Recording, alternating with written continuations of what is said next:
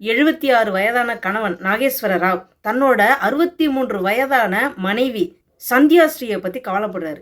நாம் போனதுக்கப்புறம் நம்ம மனைவி என்ன பண்ணுவா, யார் நம்மளோட மனைவியை பார்த்துப்பா, அவளோட ஃப்யூச்சர் என்ன ஆகுறது அப்படியெல்லாம் யோசித்து அவளுக்கு ஒரு நல்ல விஷயத்தை நம்ம செய்யணும் அப்படின்னு அவங்களோட உயிரை எடுத்திருக்காரு.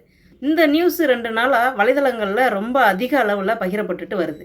சாதாரண ஒரு வயதான முதியவருக்கு இந்த யோசனை வந்திருந்தா அது ஆச்சரியப்படுறதுக்கு இல்லை. சரி, ஓகே, வறுமை, பின்னாடி நம்மளோட மனைவி என்னெல்லாம் கஷ்டப்படுவாளோங்கிற அந்த ஒரு கவலை, இதையெல்லாம் சேர்ந்து இந்த முடிவை அவர் எடுக்க வச்சிருக்கு அப்படின்னு சொல்லலாம். ஆனால் இவரோ இஸ்ரோ விஞ்ஞானி குழுக்களில் உள்ள ஒரு குழு தலைவர் அப்படின்னு சொல்கிறாங்க.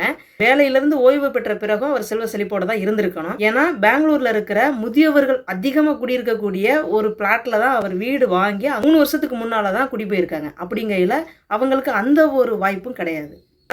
பிள்ளைகளால் ஏதாவது டார்ச்சரா அப்படின்னு யோசிச்சா அவங்களுக்கு ஒரே ஒரு மகள், அவங்க அமெரிக்காவில் செட்டில் ஆகியிருக்காங்க. நல்லபடியாக அவங்களுடைய பொழப்பை பார்த்துக்கிட்டு இருக்காங்க. அதனால் அந்த பக்கமும் இவங்களுக்கு எந்த நெருக்கடியும் கிடையாது. பிறகு என்னவாதான்ப்பா இருக்கும் அப்படின்னா, இதைத்தான் அவர் வாயிலிருந்து சொல்கிறாரு. இன்னொரு 3 ஆண்டுகளுக்கு பிறகு நான் அப்படிங்கிறது அந்த இடத்துல கேள்விக்குறியாக இருக்கிறதுனால, எனக்கு பிறகு என்னுடைய மனைவி கஷ்டப்படக்கூடாது அப்படிங்கிறதுனால நான் இந்த முடிவுக்கு வந்தேன் அப்படின்றத வாக்கு மூலமாக காவல்துறைக்கு கொடுத்துருக்காரு. காவல்துறை எப்படி அந்த இடத்துல வந்துச்சு, எப்படி அவங்களுக்கு தகவல் போச்சு அப்படின்னா, நாகேஸ்வர ராவ் மதிய உணவு செஞ்சுக்கிட்டு இருந்த தன்னோட மனைவியை இந்த மாதிரி ஒரு வேலையை செஞ்சு முடிச்சுட்டு பக்கத்து வீட்டுக்காரர்கிட்ட போய் சொல்லியிருக்காரு, என்னோட மனைவியை நான் இது மாதிரி செஞ்சுட்டேன் அப்படின்னு. விளையாடாதீங்க சார், போய் வேலையை பாருங்க அப்படின்னு சொல்லி அவர் காமெடியாக அதை எடுத்துருந்துருக்காரு. இல்லைங்க, நிஜமாவே நான் இந்த மாதிரி பண்ணிட்டேன் அப்படின்னு உடனே வந்து பார்த்ததுக்கு அப்புறம் தான் அவங்க நம்புறாங்க. அதுக்கப்புறம் தான் காவல்துறைக்கு தகவல் கொடுக்குறாங்க. இப்போது 76 வயதான நாகேஸ்வர ராவ் மீது வழக்கு பதிவு செய்து காவல் நிலையத்துக்கு கூட்டிகிட்டு போயிட்டாங்க. 63 வயதான சந்தியஸ்ரீ அப்படிங்கிற அந்த தாய்க்கு இறுதி மரியாதை செய்கிறதுக்காக பெற்ற மகள் அமெரிக்காவிலிருந்து இந்தியாவுக்கு வராங்க. நாட்டில் எவ்வளவு கொடுமைகள் நடக்குது.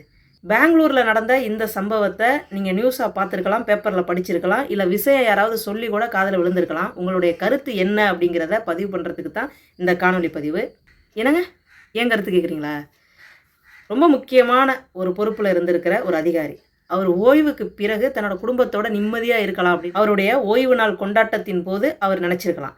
அதற்கு பிறகு அவருக்கு என்னென்ன மாதிரியான மன உளைச்சல் ஏற்பட்டது, என்னென்ன மாதிரியான குடும்பத்துக்குள்ளே இறுக்கங்கள் வந்தது, இல்லை பேசிக்கிட்டு இருக்கிறதுக்கு சரியான நபர்கள் இருந்திருக்க வாய்ப்பு இல்லை. ஏன்னா முதியவர்கள் அப்படின்னு எடுத்துக்கிட்டாலே ஒரு காலத்துக்கு பிறகு அவங்க சொல்கிறத காது கொடுத்து கேட்குறதுக்கு நபர்கள் வேணும் அப்படின்னு நினைக்கக்கூடிய அந்த டைமிங்கில் அவங்க நிறைய விஷயங்களை கடந்திருக்கலாம், பார்த்துருக்கலாம், அனுபவிச்சிருக்கலாம். எல்லாம் ஒன்று சேர்ந்து அவரை இந்த மாதிரியான ஒரு தூண்டுதலுக்கு உட்படுத்தி இருக்கலாம் அப்படின்னு நினைக்கிறேன்.